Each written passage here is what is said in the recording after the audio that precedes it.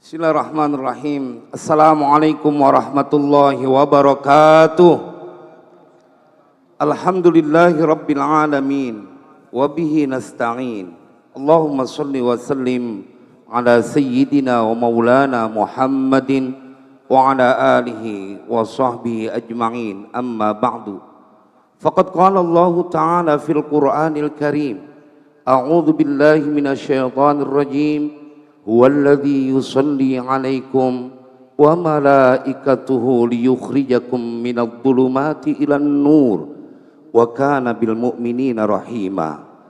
Shadaqallahul azim. Yang terhormat, yang mulia, tuan-tuan Habib yang begitu banyak, yang maafkan saya tidak mampu menyebutkan namanya satu persatu.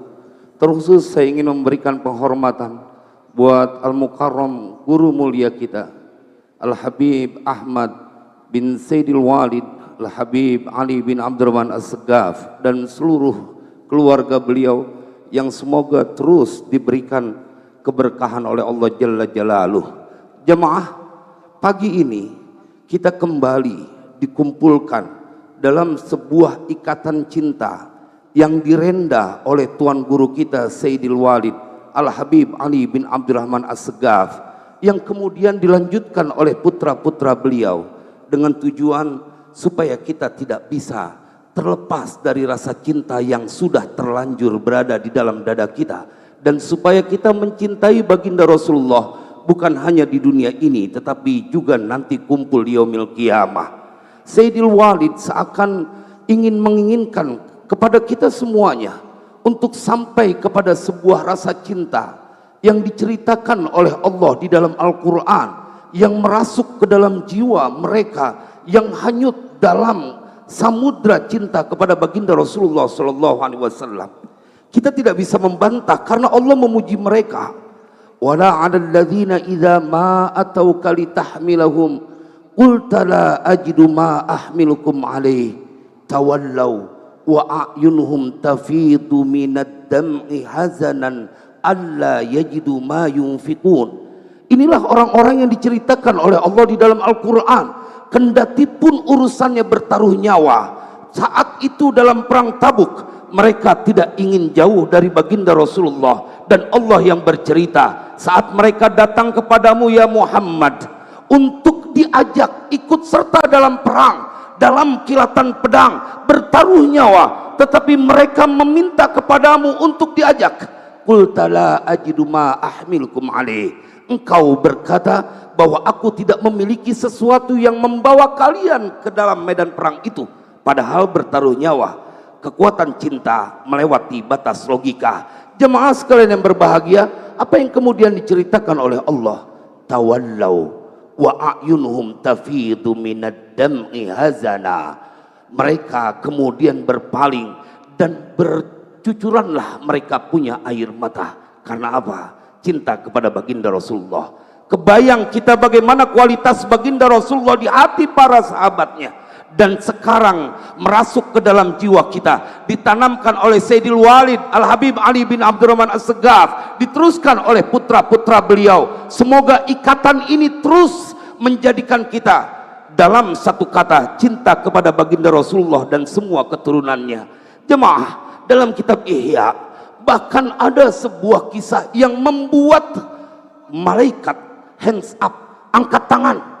Jemaah, yang bercerita Imam Ghazali ketika Allah menceritakan bahwa malaikat Jibril dipersaudarakan kepada malaikat Mikail, tetapi ada sebuah aturan, wa ja'altu umra ahadikuma aqwala minal akhar.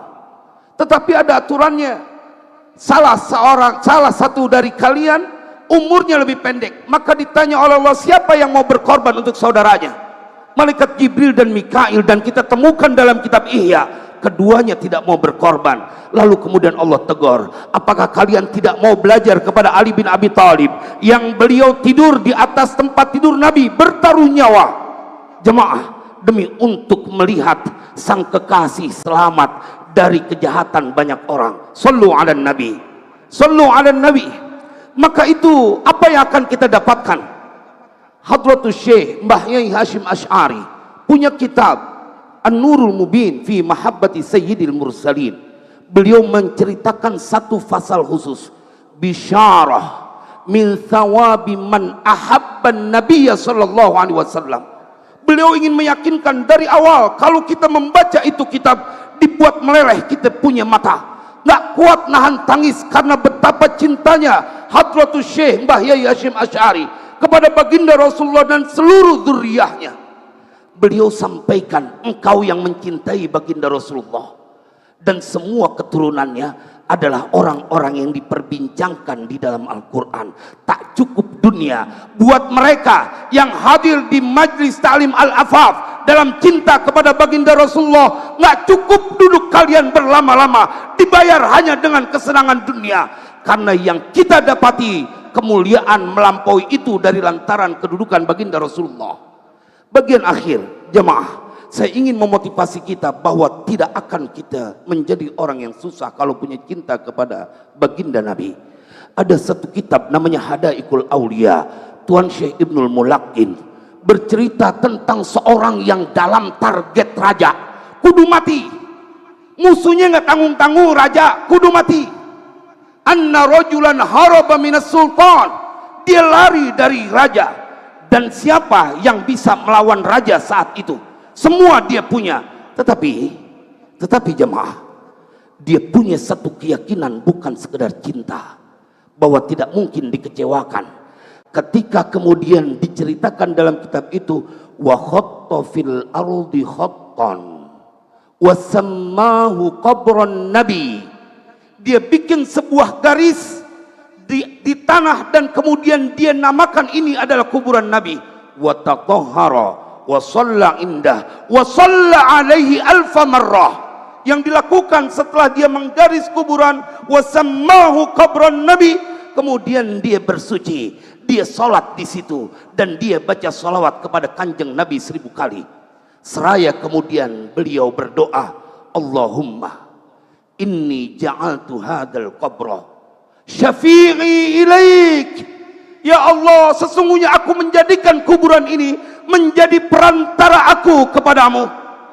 Fa'ammin raw'i min zalimi, maka berikan rasa aman kepadaku dari seorang raja yang zalim. Jemaah, apa yang terjadi kemudian? Ketika dia mengakhiri doanya, bijahil Mustafa, dengan pangkat dari Al-Mustafa. Inilah kecerdasan ulama-ulama kita tempo dulu, para habaib, terutama di tanah Jabodetabek, yang setiap majlis taklim tidak pernah melepaskan sebuah doa yang kita diajak untuk mengikutinya. Ya Rabbi bil Mustafa baligh maqasidana. Jamaah sebagian yang berbahagia, disebut ya Rabbi bil Mustafa baligh maqasidana waghfir lana ma madha ya wasi'al karami. Al-Habib Ahmad bin Sayyidil Walid Al-Habib Ali bin Abdurrahman As-Segaf, setiap beliau mengawali majlis taklimnya, saya menyimak beliau tak pernah meninggalkan ini bacaan. Seakan beliau ingin berkata, engkau yang datang ke majlis taklim tak layak mendapatkan kesulitan karena engkau telah menyebut dengan sebuah doa bertawassul kepada baginda Rasulullah sallallahu alaihi wasallam. Begitu selesai, apa yang terjadi? Fahatafa bihi hatifun wa qala lahu, maka kemudian ada suara hatif dan kemudian berkata, yang disebut dengan sebaik-baik perantara, nikmas syafi'u Muhammadun, sebaik-baik perantara adalah Nabi Muhammad. Semoga manfaat. Wassalamualaikum warahmatullahi wabarakatuh.